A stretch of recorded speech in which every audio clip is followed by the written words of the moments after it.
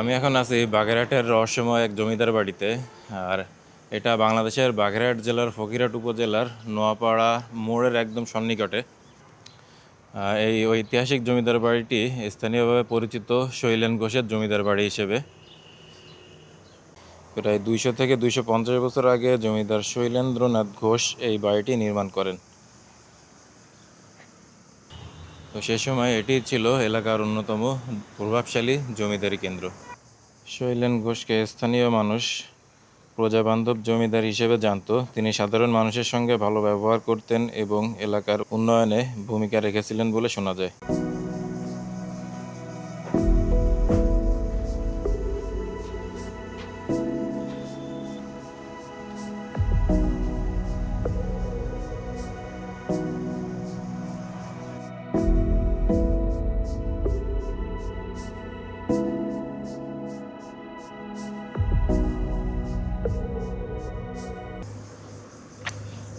স্থানীয়দের মতে বাড়িটি এমনভাবে তৈরি করা হয়েছিল যাতে ভূমিকম্পেও সহজে ক্ষতিগ্রস্ত না হয়, কিন্তু সময়ের সাথে সাথে ও অবহেলায় রক্ষণাবেক্ষণের অভাবে আজ এই ঐতিহাসিক স্থাপনাটি প্রায় ধ্বংসের মুখে।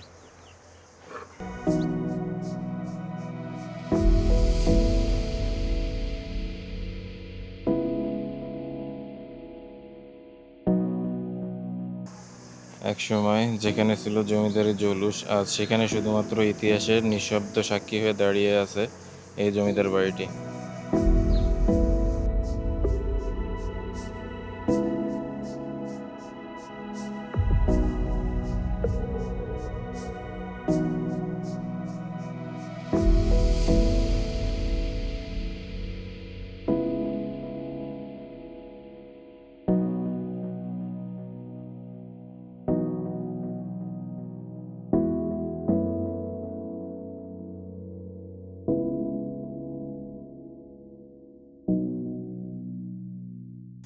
তো এমন আরও অজানা জায়গা দেখতে ও ইতিহাস সম্পর্কে জানতে আমাদের চ্যানেলটি সাবস্ক্রাইব করো।